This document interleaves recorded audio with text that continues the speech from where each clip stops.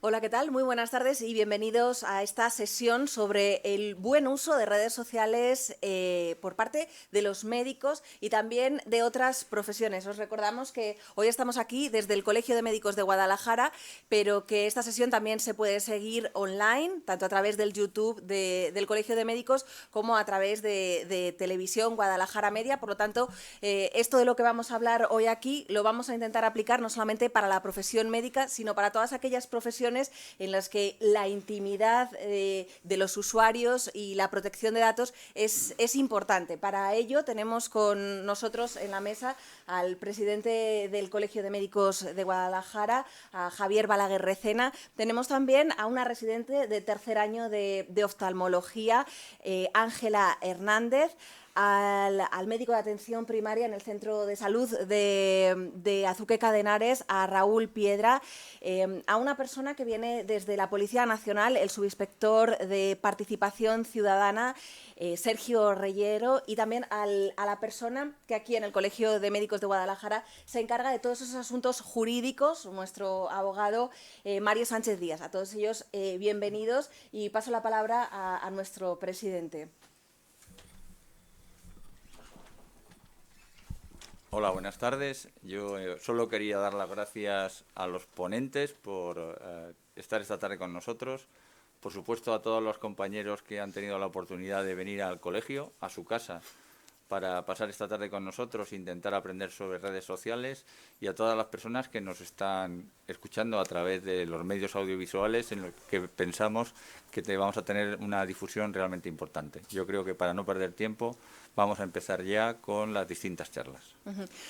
Comenzamos con la intervención de Ángela Hernández, que, como decíamos, es residente de tercer año de oftalmología, que nos va a contar pues cuáles son esos consejos para un buen uso de redes sociales en la profesión médica.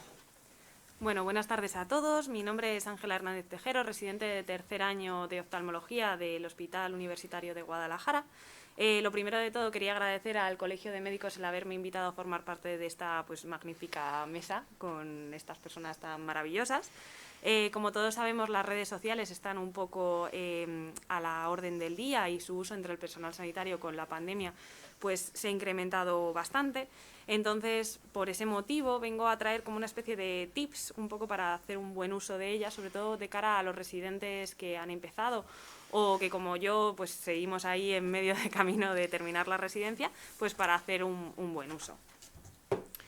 El primer tip es siempre respetar la confidencialidad y el secreto médico. Si se vierte información sobre un paciente a las redes sociales, es imprescindible asegurarse siempre de que el paciente no es identificable de ninguna manera, no solamente a través de los datos e imágenes del propio paciente, sino del riesgo de ser reconocido de alguna manera, pues ya sea por asociación con el centro sanitario, con el médico o con cualquier otro dato indirecto.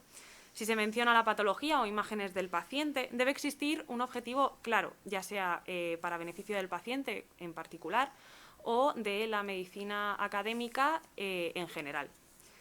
Debemos recordar, que eso sí que creo que lo hacemos todos, que no es sensato el administrar información de los pacientes en los distintos dispositivos que tenemos, ya sean tablets, ordenadores o móviles. Es verdad que a veces pues no nos queda otra, y siempre que hagamos eso nos tenemos que centrar en pues encriptar las imágenes si es posible, o pues algo más sencillo, poner una clave un poco difícil de descifrar en nuestro teléfono móvil.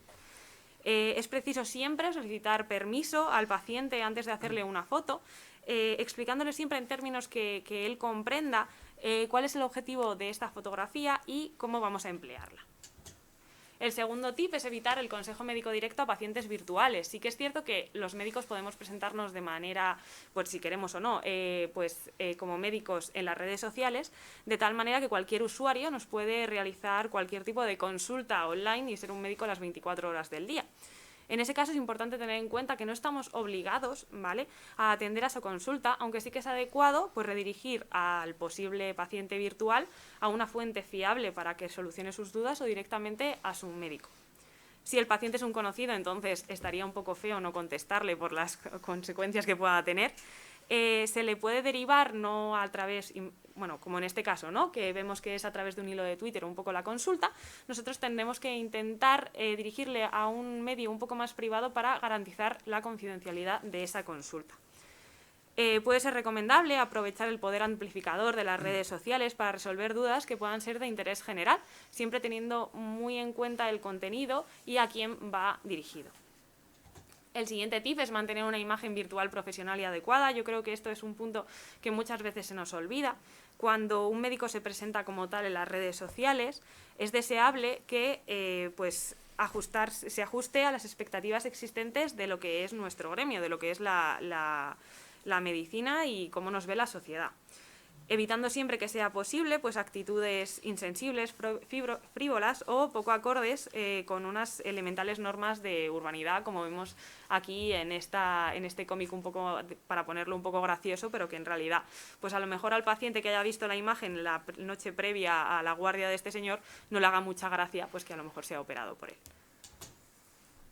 El cuarto tip es evitar que el uso de dispositivos tecnológicos desvíen nuestra atención durante la consulta directa con pacientes, evitando interrupciones y evitando realizar intercambios virtuales que no sean absolutamente imprescindibles para la consulta, aunque es verdad que en muchos casos estas interrupciones pues son necesarias porque estemos esperando la consulta de otro compañero o estemos esperando una llamada de algún familiar. Si eso nos pasa, tenemos que solicitar la autorización del paciente y ser lo más cuidadoso posible a la hora pues de hacer esta interrupción. Y por último, mantener el respeto con la interacción con compañeros o en los comentarios sobre ellos. En casos de discrepancias sobre temas médicos o profesionales, las redes sociales pueden ser pues, un instrumento para el diálogo entre profesionales. En cualquier caso, siempre hay que evitar las descalificaciones y las expresiones peyorativas sobre compañeros y otros profesionales sanitarios. Se debe evitar también las alusiones a los ámbitos personales y privados de los otros compañeros, pero no solamente en el ámbito de redes sociales. Yo creo que eso es importante en todos los ámbitos de nuestra profesión. Y yo creo que con estos tips, que son sencillos, son 5 nada más, o sea, se pueden contar con los dedos de la mano, serían lo fundamental para que los residentes podamos usar las redes sociales, que son muy buenas en algunos aspectos, pero que son a veces un arma de doble filo porque pueden entrañar muchos riesgos. Y muchas gracias. Muchísimas gracias. Redes sociales por las que ahora mismo, de hecho, pues ya hemos visto pues que hay casi 10 personas desde Facebook que tiene esa parte buena que nos va a permitir poder recibir esas preguntas. Si alguno a través de redes sociales quiere formular alguna pregunta a las personas que tenemos en esta mesa, por supuesto está invitado, y las personas que nos están acompañando aquí, pues también pues después abriremos un turno de preguntas. Ahora es el turno de Raúl Piedra, médico de atención primaria del Centro de Salud de Azuqueca, una persona que tiene mucha experiencia en esto de redes sociales en relación con la medicina. Hay algunos que le han seguido en ese podcast de Azusalud y ha aplicado pues cosas como, por ejemplo, el WhatsApp en consulta, o cosas novedosas que ya nos contará él si son buenas, malas, cuáles son las ventajas y cuáles pues esos inconvenientes o esos trucos que hay que tener en cuenta. Adelante. Bien, yo quería agradecer al colegio, que es mi colegio desde hace muchísimos años, y el que me hayan invitado a esta charla de un tema que a mí me apasiona, que es cómo la tecnología puede mejorar la atención de los pacientes. Yo lo primero que quería comentar es la necesidad de que los profesionales sanitarios estemos en redes sociales. Y os voy a intentar explicar por qué. Todos tenemos nuestro DNI, que nos identifica como persona, nuestro carnet de colegiado, que nos identifica como colegiado de este colegio de médicos, o del colegio profesional que sea, de la profesión sanitaria que sea, pero existe una especie de carnet virtual que está en redes, en la que si a mí me buscan Raúl Piedra Castro en Internet, van a encontrar una serie de información de cosas que me interesan, cosas que he hecho, cosas que he dicho. Entonces es como un carnet virtual que tenemos todos en redes, y si no, buscaros en Google en algún momento por curiosidad y veréis que ahí sale todo. Pero esa imagen es una imagen que debemos cuidar como profesionales. Tenemos que tener alguna red profesional, como puede ser LinkedIn, en la que cuidemos muy bien el perfil de LinkedIn, por ejemplo, os pongo como ejemplo, porque la primera vez que nos busquen, a mí, a Javier, a la compañera, nos busquen en Internet, van a ir a una red social a vernos y a ver ese resumen donde ponemos nuestras inquietudes, nuestras expectativas, a lo que nos dedicamos, cuáles son nuestras áreas de interés. Entonces, tener eso muy bien delimitado, muy bien definido, ayuda a que esa imagen sea una imagen profesional. Lo que decía la compañera de que tenemos que estar vestidos de médicos cuando salimos en redes, no hacer cabriolas ni cosas raras, eso es muy importante también, porque la imagen que tiene la gente del médico es una imagen determinada. Es alguien, pues ponemos con bata, un fonendo colgado del cuello y entonces esa imagen, aunque no tenga que ser estrictamente así, tenemos que mantenerla porque es lo que se espera de nosotros de alguna manera. Y luego lo que ponemos en redes queda en redes para siempre. Tú puedes borrar en un momento determinado un tuit desafortunado porque te has enfadado con el mundo y lo pones, pero ya ha volado, está por ahí. Entonces tenemos que tener mucho cuidado y hacer unos 10 segundos de reflexión antes de publicar algo en redes. Pero también tiene una importancia en nuestra profesión en el sentido de que lo que los pacientes ven de nosotros puede hacer que vayan a nuestra consulta o no vayan a nuestra consulta. Yo trabajo en la sanidad pública, pero gente que trabaja en la sanidad privada, su imagen corporativa virtual puede ayudar o no a su modelo de negocio. Y eso es también importante. Aparte, las redes nos sirven para una cosa fundamental, que es buscar información. La gente busca información en redes. Yo tengo la gente que sigo en Twitter, de la que me informo de cosas que de otra manera no me informaría. Entonces yo Twitter lo necesito para buscar información. A la par de yo también poner información. Pero lo uso más como algo en lo que yo me entero de novedades, de publicaciones de las últimas revistas, de mis áreas de interés. Yo sigo a quien quiero seguir. Y luego aparte hay otra necesidad para estar en redes, que es la divulgación de contenidos. Todas las redes están llenas de informaciones de pseudoterapias, recomendando cosas que no tienen ningún beneficio, incluso perjuicios. Entonces, como profesionales sanitarios, tenemos una cierta responsabilidad de poner en redes información de calidad que ayude a mejorar los estilos de vida de los pacientes y que tengan información con fuentes fiables, siempre referenciado a fuentes de calidad. Entonces, tanto en el sentido de buscar información para informarnos nosotros, como de poner información de nuestra cosecha, que ahí entran los blogs, que también tengo un blog, pero lo cuido poquito, porque ya los blogs es algo más antiguo. El podcast es un archivo de audio que tú grabas y difundes en Internet y que yo lo estoy usando desde hace ya, pues empezamos hace como 4 años. Y pacientes míos se informan con el podcast, son oyentes nuestros. Incluso hay gente que ha hecho cambio de estilo de vida porque ha escuchado algún New England que hemos comentado con información y con un lenguaje que ellos podían entender. Es decir, que tiene una utilidad. ¿Y en cuál hay que estar? Pues en la que os sintáis más cómodos. ¿Vale? Yo en TikTok no me siento cómodo, porque a mí eso de bailar, pues no. Pero bueno, he quedado con Sara, mi R1, que nos vamos a abrir un TikTok con alguna intención de hacer educación para la salud en TikTok, que seguro que se puede, en la que os encontréis más cómodos. El objetivo depende del grupo de edad al que os dirigís. Si os dirigís a gente muy joven, pues tenemos Instagram, que es el que más gente joven mira. Twitter es como de edad media y Facebook ya es para gente un poquito más mayor. Pero según el objetivo a que os dirigís, elegir la red y aprenderla bien y usarla, porque vais a aprender y vais a enseñar a otros.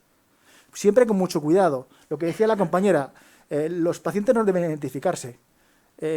Yo usé WhatsApp como un trabajo de investigación para ensayar si eso tenía alguna utilidad, la mensajería instantánea, en medicina. La tiene, pero es un sistema que no es seguro, que tuve que cancelar cuando el programa de investigación terminó, porque me ponía en riesgos legales importantes.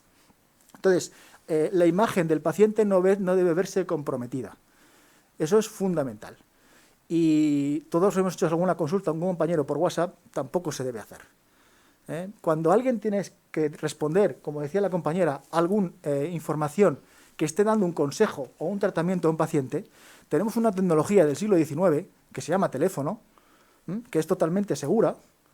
Entonces, cuando recibimos alguna petición de algún paciente por una red social y queremos responderla, se deriva al teléfono y ya está, que es un servicio seguro, que no hay ningún problema en la confidencialidad de datos y podemos cerrar esa consulta, el paciente se informa, no quedamos mal con ellos, pero no contestar abiertamente en redes porque es muy probable que esa contestación salga al aire y se difunda y según quien la interprete puede meternos en problemas. Yo tengo un canal de YouTube donde tengo vídeos de inhaladores, que Octavio lo sabe, que son complicados y muchas veces me han llegado consultas de gente, incluso de fuera de España, de cómo se usaba tal o cual inhalador. Entonces yo no puedo contestar ni puedo recomendar tal o cual inhalador a un paciente asmático de Venezuela, porque no lo estoy haciendo bien si lo hago. Entonces eso tenemos que pensar esos 10 segundos antes de poner nada en redes que va a quedar ahí para siempre. Pero mi mensaje es, adelante, hay que estar, porque ¿dónde miran los pacientes? En las redes. Los pacientes se informan en Google y en las redes, incluso muchas veces más en las redes que en Google. Pues hay que estar en Google y hay que estar en las redes. Ese es mi consejo, pero siempre con seguridad.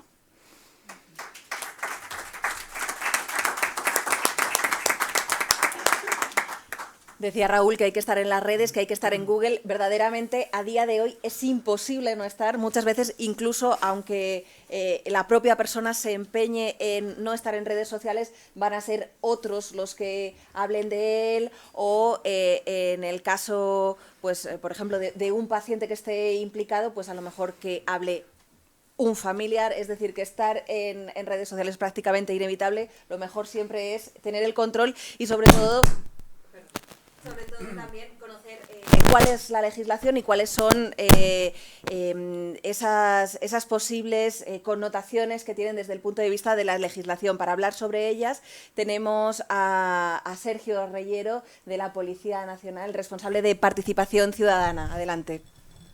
Bueno, muchas gracias, reitero las gracias por participar en esta mesa. A ver, la función de la Policía Nacional y de la Delegación de Participación Ciudadana en cuanto a redes sociales y riesgos en Internet se refiere, nosotros lo tratamos desde la prevención, lo llevamos a los centros educativos. Es un tema que nos preocupa, creemos en las bondades de las redes sociales, pero también nos preocupan las consecuencias que se derivan de un mal uso de ellas.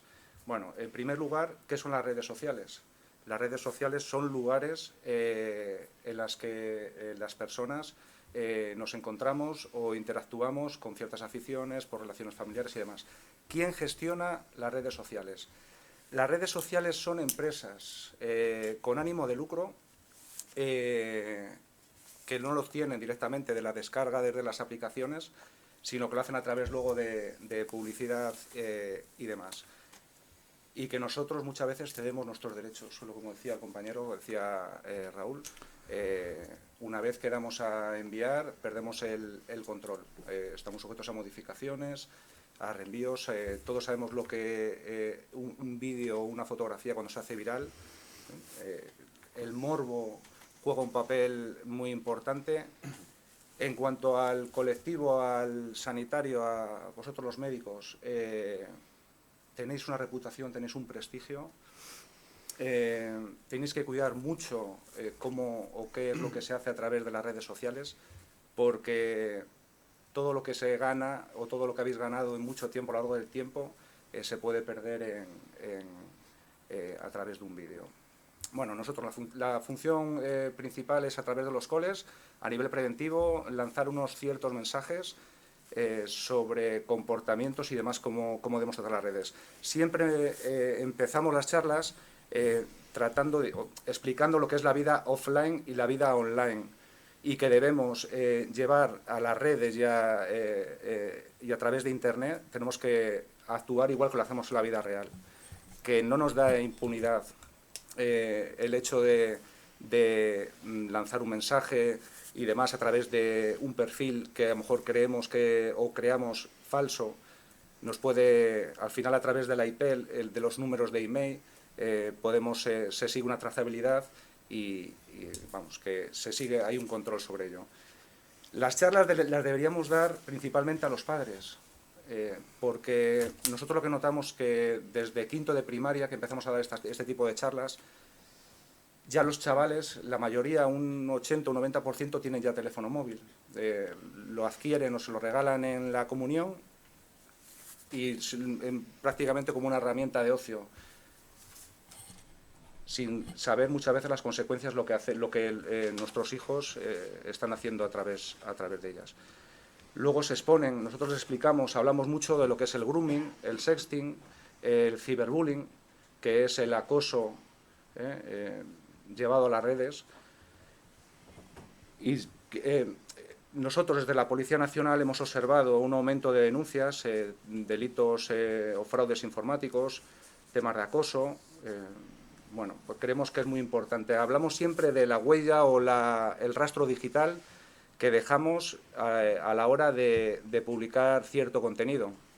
Y siempre les explicamos a los chavales, les decimos que ahora las empresas de trabajo, los equipos de recursos humanos, ya tienen mucha información cuando llegamos a la puerta para conseguir ese trabajo. Un día salimos por ahí en estado ebrio, grabamos un vídeo, ese vídeo, esa información ya la tienen la persona que nos va a contratar. Entonces, que es determinante el hacer un buen uso, porque eso es lo que va a decidir el contratar o no contratar a una persona. A través del sexting, el sexting es el envío de fotos de carácter íntimo o sexual a otra persona. Perdemos el control. Por mucho, siempre le decimos, por mucho que tú quieras a esa persona, que confíes y demás, no tenemos o nadie nos debe obligar a hacer ese tipo de actos, de mandar esas fotografías. Porque si bien no es un delito, es algo muy peligroso. Eso lo puede reenviar y se puede hacer viral en poco tiempo, con las consecuencias derivadas de lo que le puede acarrear a esa persona. Todos lo sabemos y lo vemos en las noticias. No solamente les pasa a los menores y a los adolescentes, sino a gente mayor con este tipo de contenido, fotografías y vídeos de carácter sexual. El grooming. El grooming es la conducta o es esa persona mayor que se hace pasar por un chico joven. Suelen ser pederastas, pedófilos, con la intención de que le manden fotografías, le manden vídeos de carácter sexual, incluso que les manden la numeración de las tarjetas de crédito de los padres. La técnica o el modus operandi de esta gente es ganarse la confianza, entablar una relación de amistad y que les confiesen un secreto, que luego este secreto les va a costar caro. Entonces siempre hacemos mención, siempre les decimos que mucha confianza con los padres. Los padres debemos ganarnos la confianza de nuestros hijos, porque en cualquier momento, bueno, estamos expuestos a ser víctimas de cualquier delito a través de Internet. También hemos detectado el control a través de las redes sociales.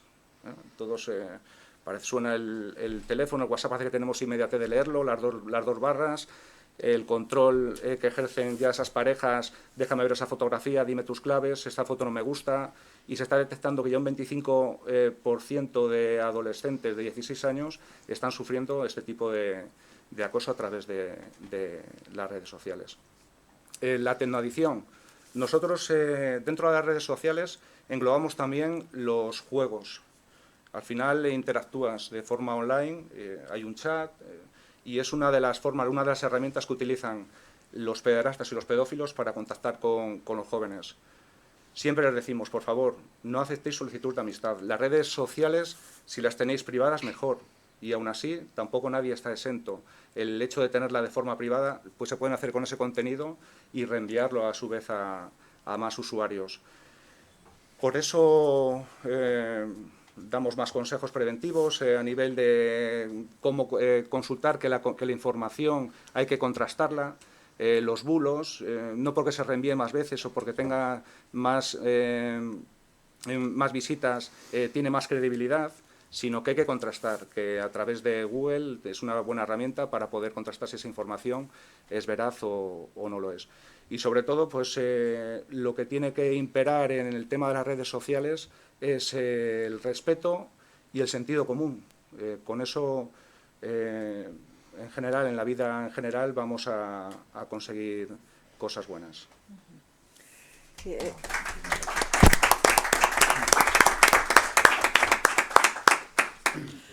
el respeto y el sentido común, que no solamente en lo que se refiere a niños, jóvenes y padres a la hora de tratar con las redes sociales, sino también en el ámbito profesional y en este caso en el ámbito de la medicina. Vemos al abogado del Colegio de Médicos, Mario Sánchez Díaz, con el Código de Deontología Médica. No sé si hace referencia a redes sociales. En cualquier caso, adelante, tiene la palabra. Pues muchas gracias, Cristina. Buenas tardes a todos. Sí, efectivamente me introduces el Código de Deontología Médica. Iba a empezar de otra manera, pero bueno, ya que lo mencionas, pues efectivamente el Código es el que va a normar de una manera importante todas las circunstancias que se producen a través de un uso inadecuado de redes sociales. A mí me toca hablar un poco de la parte, no sé si denominarla desagradable, pero en el fondo de una realidad que se está produciendo o que se produce y que muchas veces, pues yo creo que los usuarios de redes no tienen claro exactamente hacia dónde van cuando realizan un comentario, una opinión, introducen o cuelgan un archivo. Todo esto, lo que decía Raúl, ese pensamiento de esos 10 segundos previos, pues muchas veces, desgraciadamente, no se produce. Las nuevas tecnologías están con todos nosotros, las tenemos ahí. Dentro de las nuevas tecnologías, pues las redes sociales, ha hecho una definición también Raúl bastante interesante, de los que utilizamos Facebook, de los que utilizan Instagram, de los que utilizan Twitter, etcétera, y yo ya, pues por edad me coloco en mi situación de Facebook, pues yo ya tengo una cierta edad, pero en el fondo, de una u otra manera, ahí se producen situaciones de un uso inadecuado. Ángela también nos ha definido muy bien esa parte en la que el médico, el profesional, tiene que tener un cuidado exhaustivo en ese trato con el paciente, esa confidencialidad, esa privacidad, ese respeto. Yo creo que el médico, el profesional, no porque trate con ellos, lo tiene bastante claro y se producen, sinceramente, mínimas inmisiones en esa situación. Donde no se produce esa situación es en dos esferas y aprovechando que hay televidentes o que los va a ver por lo que me habéis comentado, pues yo voy a aprovechar para tratar dos aspectos que el colegio y yo como asesor jurídico pues veo con cierta frecuencia.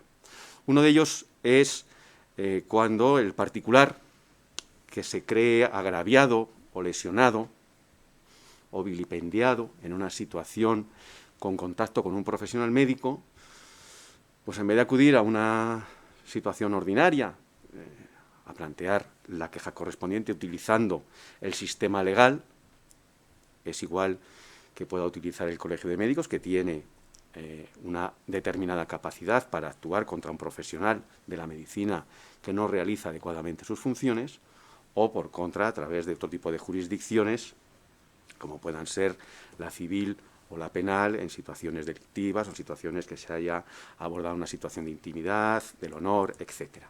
No voy a profundizar mucho en eso por la complejidad que tiene, pero de vez en cuando pues, nos encontramos con el comentario del particular que realiza a través de la red social una clara denuncia o una clara manifestación contra un profesional sin pensar y sin agarrarse a esos 10 segundos o a esos 20 segundos que debía haber tenido primero para pensar que las redes sociales no son el medio de denuncia adecuado porque, entre otras cosas, no tienen un órgano que las resuelva.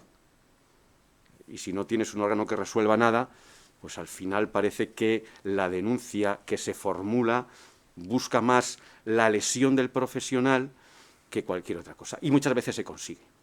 Pero claro, no se tiene en cuenta que cuando el profesional está actuando desde la perspectiva profesional, muchas veces es considerado como un funcionario público, y esto es una agravante de una actuación. Total, que nos encontramos con que la persona, el ciudadano, emite una opinión a través de, voy a utilizar la que yo habitualmente uso, que es Facebook, y esto en cuestión de minutos se llena de opiniones de terceras personas que ni conocen el escenario de la situación, de lo que ha pasado, ni cómo se ha desarrollado el comentario de esa persona, se juntan hasta situaciones ofensivas y todo esto, claro, al final desborda y de repente pues esta persona que inició ese comentario en Facebook pues se ve que tiene y que le llega una citación del juzgado, una o varias, y ¿qué ha pasado? ¿Qué es esto?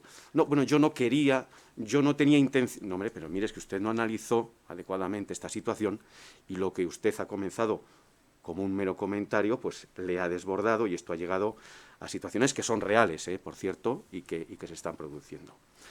Luego, yo, como recomendación para todos aquellos ciudadanos que puede ser que se vean afectados por una situación, por un acto médico o por un profesional, porque no va a ser así, yo mi sugerencia es que recurran a los medios legalmente previstos para que puedan obtener la defensa de sus legítimos derechos y no precisamente comparto que eso tenga que ser a través de cualquier red social. Esta es una de las cuestiones que quería abordar, y la segunda de las cuestiones que quería abordar es también porque como asesor jurídico del Colegio de Médicos, pues a los médicos nos afecta también entre las relaciones o entre las interrelaciones que tenemos profesionalmente con nuestros propios compañeros.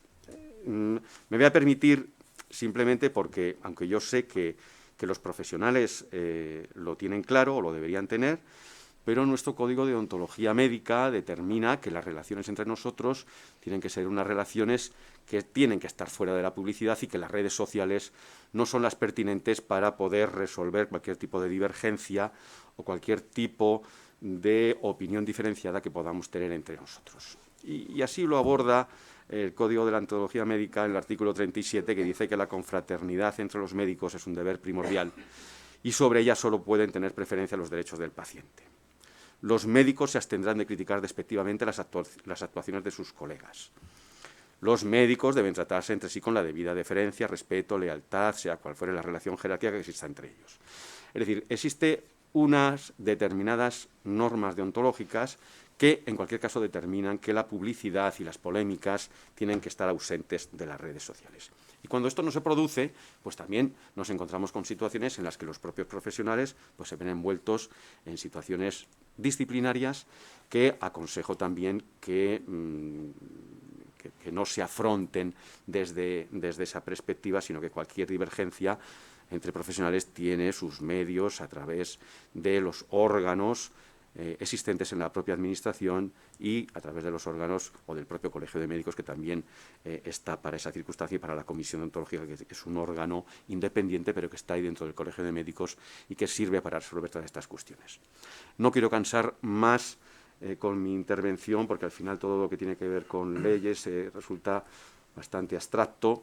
Sí también decir que, aunque hemos estado hablando, que yo he hablado, y en líneas generales, de lo que son redes sociales, no son pocos los profesionales de la medicina que están en medicina privada y que deben también tener un exhaustivo cuidado con el uso de las redes, entre otras cosas, porque lo que se cuelga en las redes existe, y a la hora de contratar a esos profesionales, Raúl nos ha dicho tiene su canal, su tal y su cual, y si el día de mañana pues quisiera optar a una situación de medicina privada, pues seguro que el director de Recursos Humanos va a ir a su información, a su Google, y cuando ponga su nombre va a salir ahí todo lo que tenga en redes. Esto está así, es cierto, hay que tener mucho cuidado, y dentro de lo que es la sanidad privada, como dentro de lo que es nuestra vida privada, yo aconsejo o recomiendo que se tenga una cierta prudencia, porque nos vemos un día en una fiesta con unos amigos y resulta que en 45 minutos nos está llamando otro y nos está diciendo que qué hacemos en la fiesta de fulano de tal. Y es que resulta que, claro, aparecíamos en una foto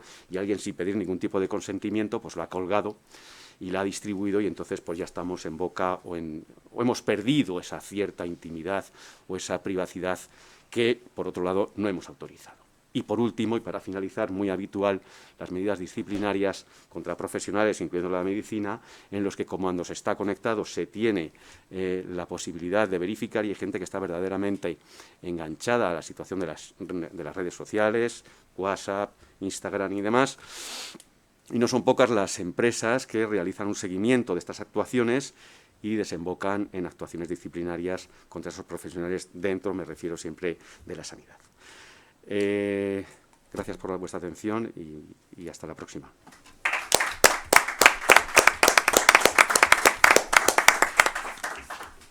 Muchísimas gracias por tu intervención, Mario. A mí me han quedado algunas dudas en el tintero que aprovecharé el turno de preguntas. En cualquier caso, es ahora el turno del presidente del Colegio de Médicos, de Javier Balaguer Recena. Bueno, yo en primer lugar, desde el Colegio de Médicos, creo que nuestra obligación es animar a todos los colegiados a que utilicen las redes sociales. Evidentemente, parece obvio que a día de hoy es una necesidad, como ha dicho Raúl, el estar en las redes sociales. Es muy importante estar en las redes sociales. ¿Para qué podemos estar en las redes sociales? Podemos estar por muchos motivos. Por ejemplo, para informar a la población general, ser capaces de transmitir información veraz. Nos parece que es fundamental, como médicos en el día de hoy, ser capaces de hacer partícipes a los ciudadanos de nuestros conocimientos.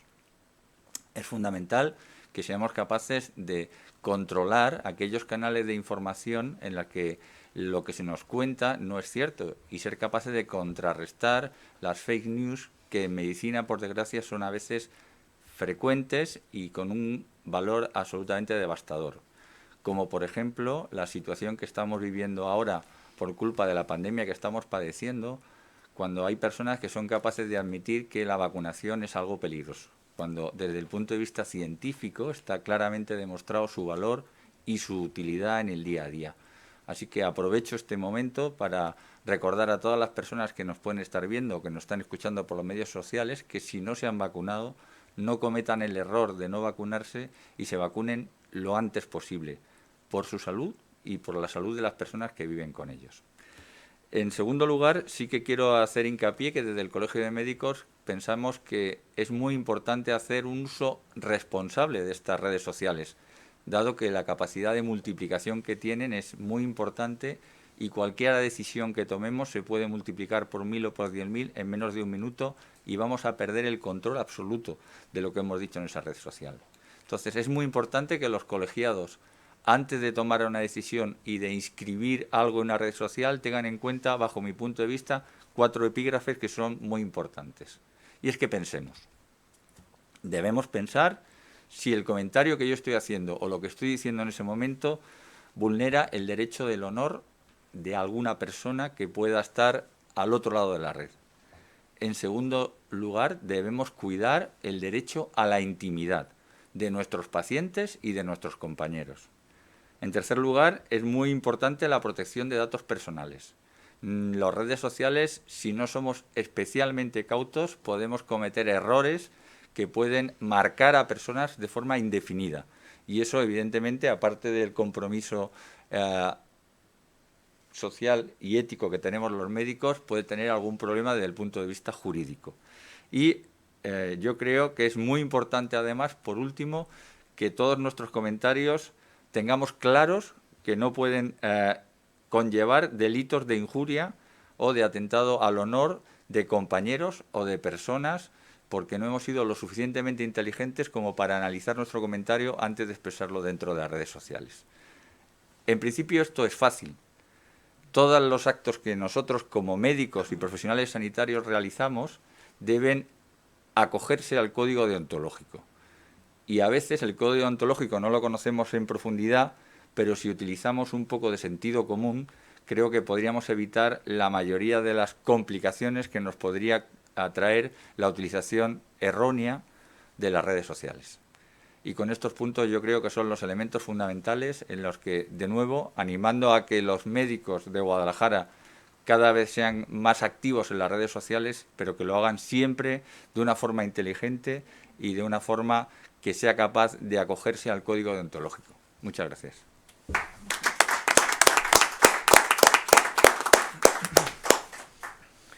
Bueno, yo creo que se han puesto sobre la mesa asuntos que son muy interesantes y que pueden dar lugar también a un pequeño debate. Abrimos ahora ese turno de preguntas también por parte de las personas que están aquí presentes. Eso sí, si alguno tiene alguna pregunta, como estamos de cara a los que están también al otro lado, sí que le pido que se venga aquí y que formule esa pregunta. En cualquier caso, podemos empezar con una que ya una persona que está aquí con nosotros, que es Octavio Pascual, ha puesto, pero por el chat del YouTube, y lo que pregunta es que si también el correo electrónico se puede considerar pues una red social.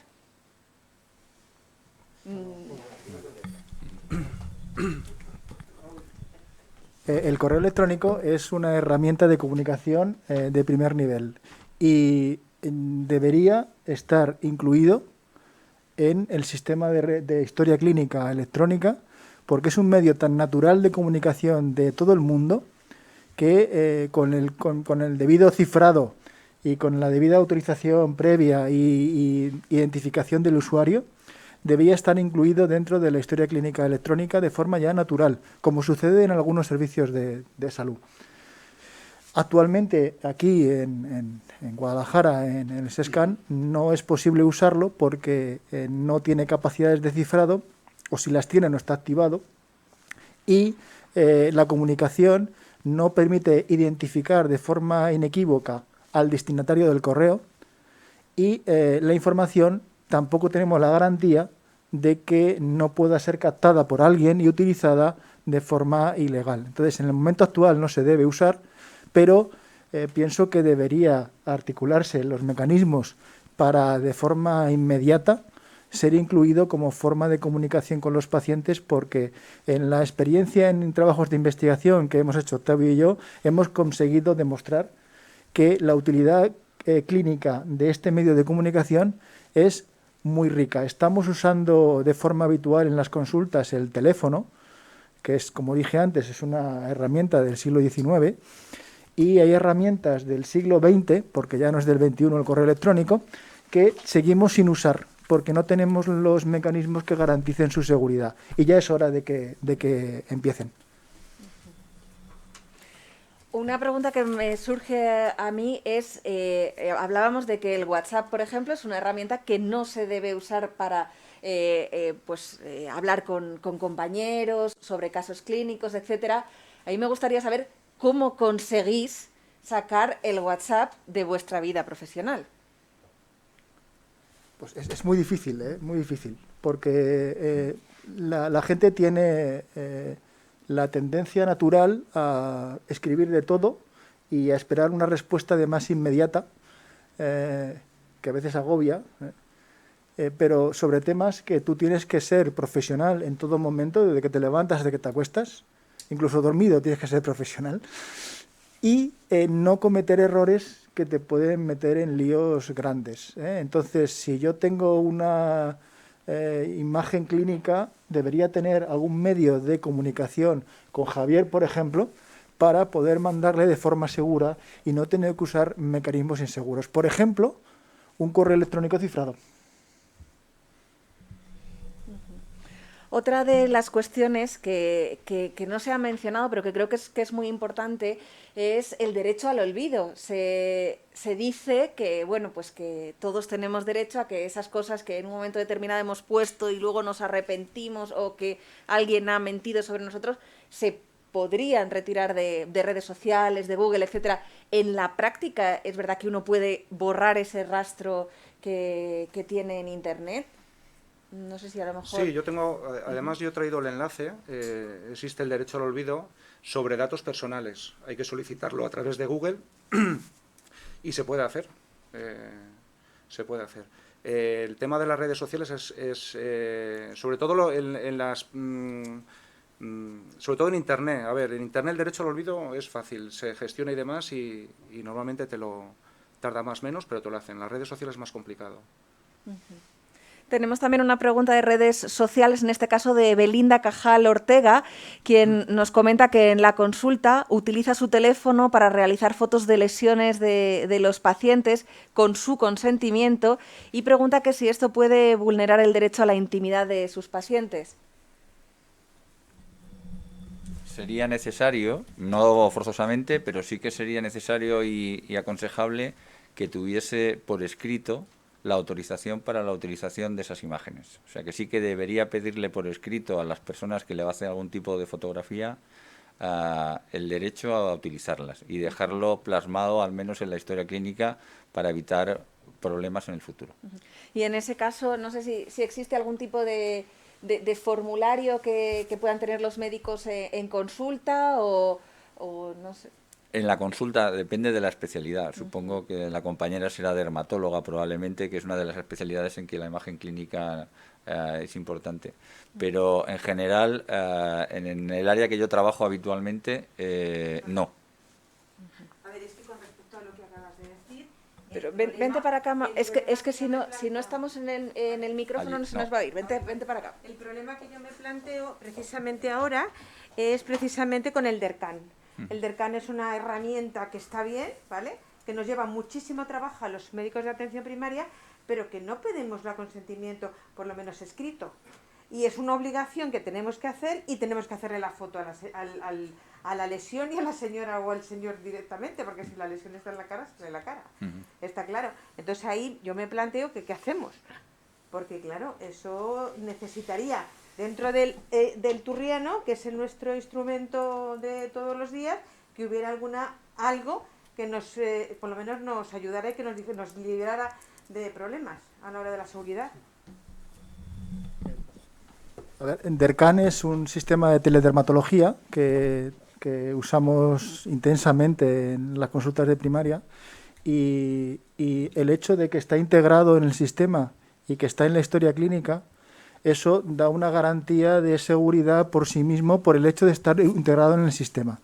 Y luego, aparte, el hecho de usar un teléfono móvil personal para hacer la fotografía, yo tengo una solución.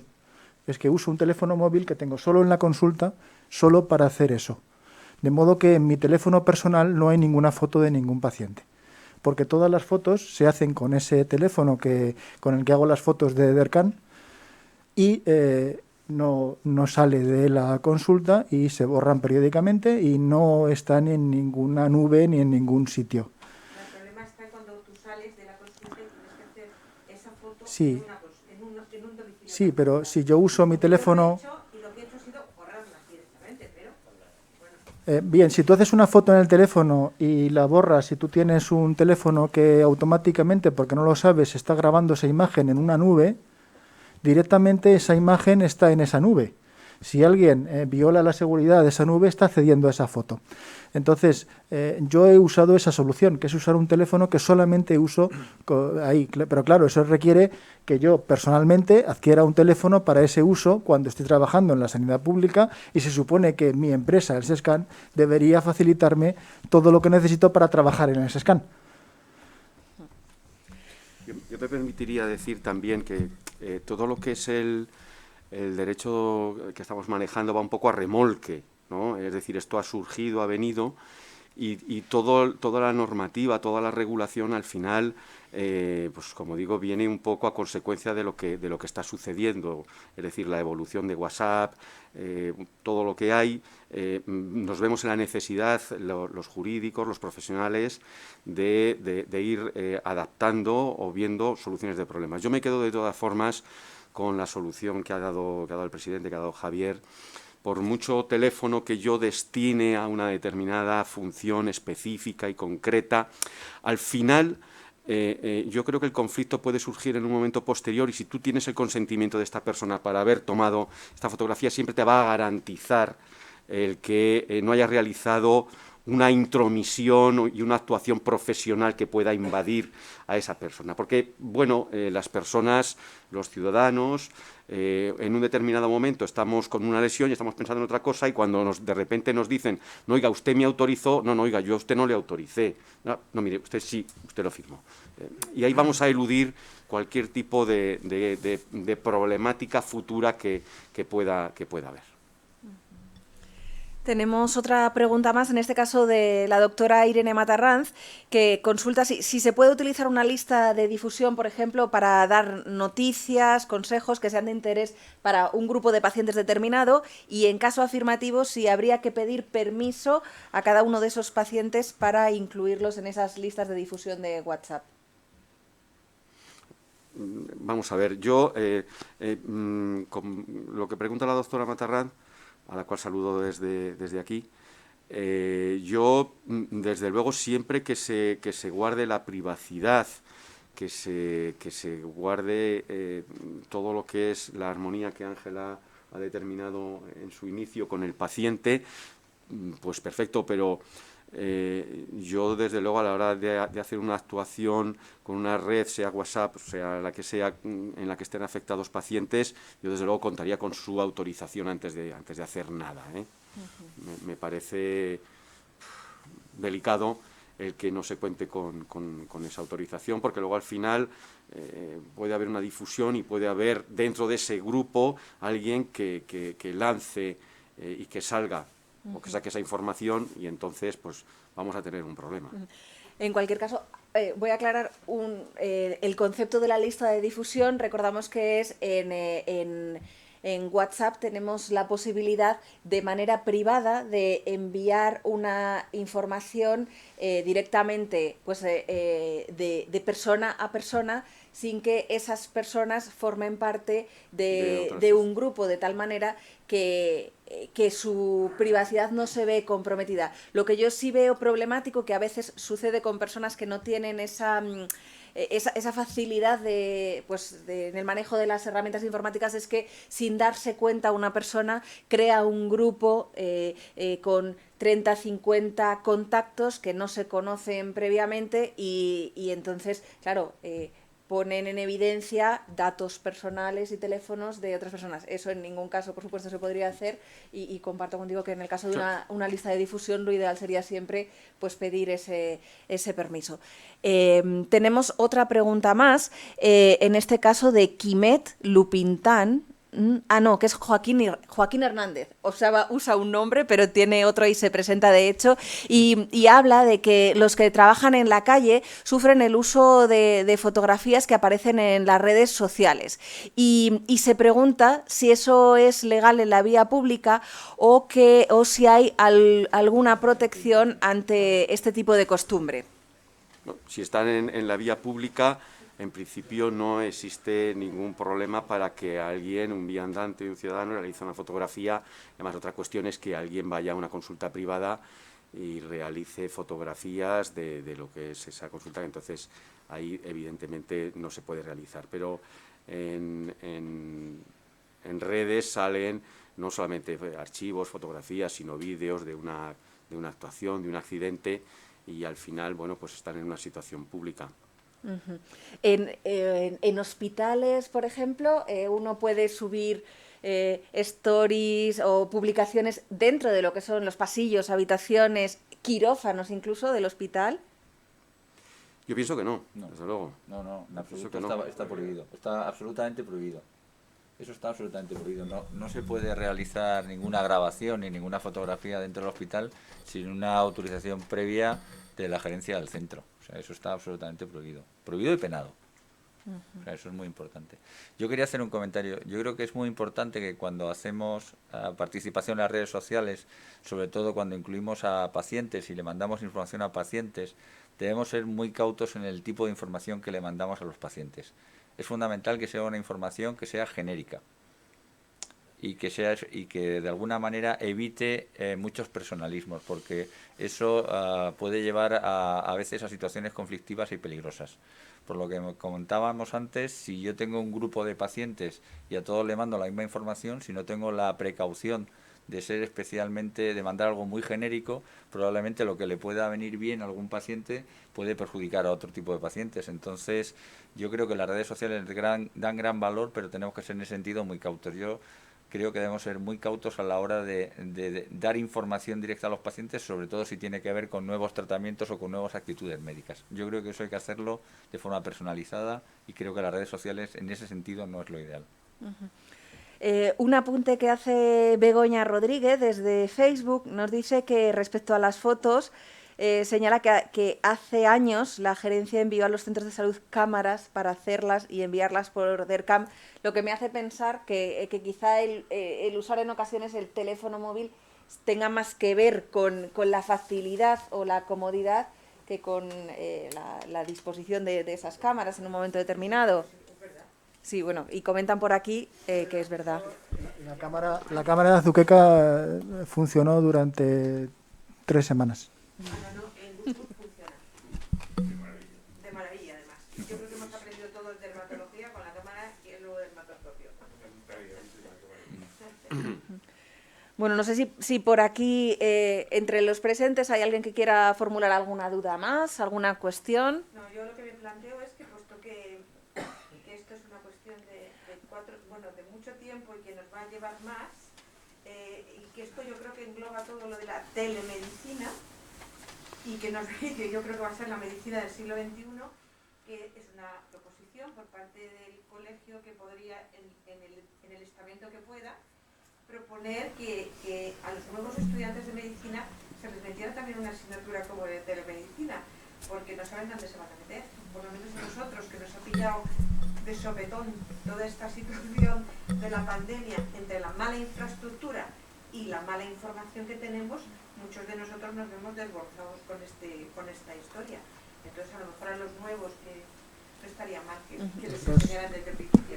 Tenemos iniciativas en la Facultad de Medicina de Alcalá con un taller de tecnología sanitaria orientada al diagnóstico con dispositivos médicos que hacemos, mis residentes están obligadas a hacer. Todos los años lo hacemos, llevamos varios años, de modo que los estudiantes de quinto y sexto experimentan cómo dispositivos nuevos de diagnóstico pueden ser empleados en la consulta, y luego cuando rotan en el centro de salud también ven cómo la tecnología va introduciéndose poco a poco. Más lento de lo que debería, pienso, pero poco a poco cada vez más. ¿Y se les informa de las consecuencias? Sí, claro. Os voy a pedir, por favor, Octavio, que te veo que levantes la mano, que te vengas aquí, o si no, ostras. Bueno, pues Octavio, tú habla y yo repito para que nos oigan los de redes sociales cuál es esa pregunta que tiene. No, simplemente no es por ponerme pesado con lo del correo, lo que pasa es que tengo tanta experiencia con eso del correo y ha sido tan buena que hasta que me enteré que no se podía usar, estuve como 20 años usándolo y la mitad de mis pacientes se han comunicado una vez, y ya cuando me enteré que era ilegal, pues lo dejé. Y para la pandemia ha sido fantástico, yo preguntar por ahí y tal. Entonces nada más quería aprovechar, aprovechando que está el que sabe de leyes, porque hay una pregunta que nadie me ha contestado claramente. Todo el mundo me dice que la ley de protección de datos prohíbe el uso del correo como lo hago yo. Pero yo tengo un consentimiento informado que lo he cambiado montones de veces, se lo he enseñado a abogados que han pasado por la consulta y a todos les parece muy bien, en el que explico en 2 folios para qué vale el correo, y al final pone una coletilla que pone: y eximo al doctor Pascual y al SESCAM de cualquier tipo de consecuencia por el uso de este correo, como que lo utilizan voluntariamente. ¿Eso a nivel legal tiene alguna validez? ¿O la ley de protección de datos también lo invalida? Pues mira, te voy a ser absolutamente franco, de verdad, yo no soy un especialista en protección de datos, y si tú ya lo has preguntado y nadie te ha dado una respuesta válida, yo lo que te puedo decir es que el Colegio de Médicos sí que tiene la posibilidad de analizar tu situación para ver dentro de lo que tú planteas si es correcta o no es correcta esa situación. Yo te podría contestar cuál es mi opinión, pero yo creo que no va a ser válida porque, insisto, y te lo digo con absoluta sinceridad, no soy un especialista en protección de datos.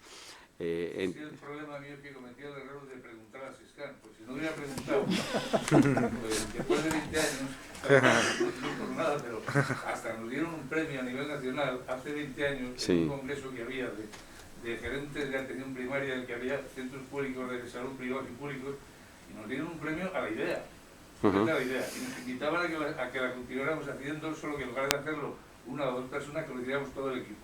Yo te diría que a grosso modo, sin querer darte una respuesta y demás, un profesional de la medicina, un profesional que está dentro del SESCAM, al final es la persona que gestiona toda la protección de datos, a quien le cedes esa situación es la que te da la protección de datos, es el SESCAM. Claro, ahí tú estás diciendo que rellenaste 2 folios y que... pero esto es una cosa que has hecho tú, que no lo ha hecho el órgano que gestiona la protección de datos del SESCAM.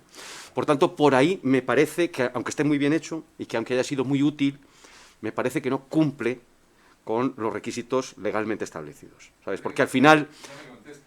No, yo te digo... Mejor dicho, que es el error que cometí. Me contestó el gerente hace unos meses diciendo que trasladaba mi petición a Toledo, pero que mientras tanto yo no podía usarlo. Entonces ahí es donde yo me arrepentí 1000 veces de haberle dicho. De haberle dicho nada. Pero claro, ahora sí que ya no puedo decirlo. Bueno. Vale, ¿teníamos alguna pregunta más, Laura? Esta va para ti, amigo. Ya lo verás. Que me caigo. Bueno, muchas gracias a todos por vuestras palabras. Me parece que ha sido muy interesante la mesa y todo lo que habéis dicho cada uno. Tenía una pregunta que, bueno, no sé quién me lo puede contestar, tal vez o Raúl o Ángela, que sois los que más habéis hablado de los perfiles y tal, sobre si recomendaríais que en el caso de querer hacer pues un perfil de divulgación científica para la población, para nuestros pacientes, como que tengamos 2 perfiles, uno personal y uno más profesional. Yo, por ejemplo, que a lo mejor me siento más cómoda en Instagram, tener 2 perfiles en ese aspecto y en mi perfil personal no dejar ver que soy médica en Guadalajara y en el profesional sí o algo por el estilo.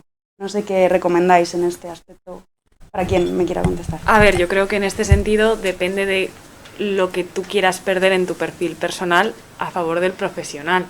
Si tú, por ejemplo, pues quieres irte de fiesta y subir fotos de que te has bebido hasta el agua de los floreros, sí, ten 2 perfiles distintos, pero claro, depende un poco de lo que quieras perder en ese aspecto. Depende un poco de lo que publiques tú habitualmente y en ese sentido, si te gusta publicar cosas que a lo mejor no sean del todo bien consideradas en el ámbito médico, pues yo por supuesto lo separaría. Si tienes una vida muy normal, pues a lo mejor no te hace falta. También depende de si tú quieres dar una imagen como médico que sea totalmente profesional y que no se puedan juntar y a dejar un poco aparte tu vida personal, porque a lo mejor tú quieres poner una foto en bikini y no tiene por qué verla la gente que te vea como médico, ¿sabes lo que te quiero decir? Y tampoco estaría bien visto que de repente aparecieses ahí, así. Entonces yo sí que te lo recomendaría 100%. Vale. Yo me parece bien que haya 2 perfiles, pero no tenemos que tener la idea de que los 2 perfiles van a ser independientes al 100%. Hay que entenderlos como vasos comunicantes, es decir, que alguien que te busque te va a buscar en todos tus perfiles. Entonces, bueno, es una responsabilidad, pero quizá tener 2 perfiles diferenciados sería interesante. Sobre todo porque el tuyo personal puede ser privado y el otro no. Entonces tú puedes dar acceso al personal exactamente a quien tú quieras y en el otro puedes dar un poquito más de acceso a pacientes que puedan no tener necesidad de saber pues tu nombre, apellidos y demás, simplemente tus apellidos sin saber el nombre y ya está. Vale. Gracias.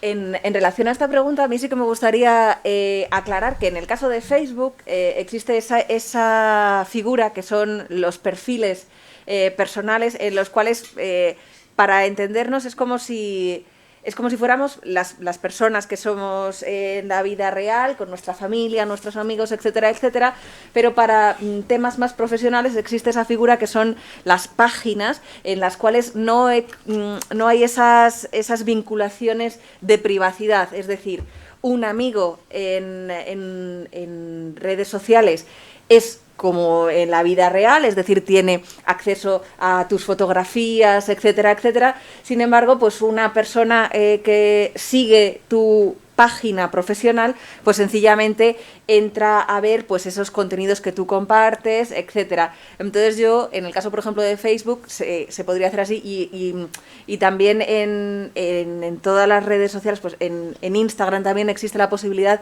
de separar ese perfil más profesional, incluso con una herramienta para profesionales, incluso también en WhatsApp, con la herramienta del WhatsApp Business, que incluye horarios, respuestas automáticas, una serie de herramientas que permiten gestionar la comunicación más de tipo profesional, pues de una manera marcando distancias, sin que sea pues como en una barra de un bar o como a veces el Facebook, que es como en lo que se convierte a veces. No sé si hay alguna pregunta más por parte o alguna intervención. A mí me gustaría hacer un comentario. Yo creo que sobre todo a raíz de las últimas preguntas que hemos tenido en la mesa, me ha llegado la percepción de que realmente, por parte sobre todo del sistema público de salud en el que trabajamos todos, y en nuestro caso que es el SESCAM, es verdad que probablemente estamos un poco por detrás de lo que realmente todos estos medios no son capaces de ofertar. Entonces yo me permito, como presidente del colegio, hacer la petición pública al SESCAM de intentar, dada la situación y dificultades que tenemos ahora tanto en primaria como en especializada, sería un buen momento para intentar potenciar todo este tipo de armamento que nos va a mejorar la relación coste-beneficio y que probablemente nos va a permitir tratar mejor a nuestros pacientes, potenciar desde la Consejería de Sanidad de Castilla-La Mancha todas estas armas y ayudar en lo que podamos de los diferentes colegios de médicos para hacerlo factible lo antes posible. No sé si hay alguna intervención más. Bueno, pues nos quedamos con esa petición de que, igual que está pasando a profesionales y a personas de todos los ámbitos, también el SESCAM de alguna manera se actualice y ponga a disposición de los profesionales y también de los usuarios todas esas herramientas. No sé, Javier, si quieres cerrar con una pequeña conclusión esta mesa. Yo, en principio, en primer lugar, quiero dar las gracias a los ponentes, a las personas que han estado aquí físicamente y a todos los que han estado viéndonos en las diferentes redes sociales. Es un tema que solo acaba de empezar. La telemedicina, como hemos comentado, es sin duda el futuro inmediato, es el hoy. Y es muy importante que los médicos cada vez tengamos una formación específica en este tema para evitar errores de bulto y que seamos capaces de utilizar toda la potencialidad que tienen estas nuevas herramientas. Muchas gracias a todos por su atención y por estar aquí con nosotros.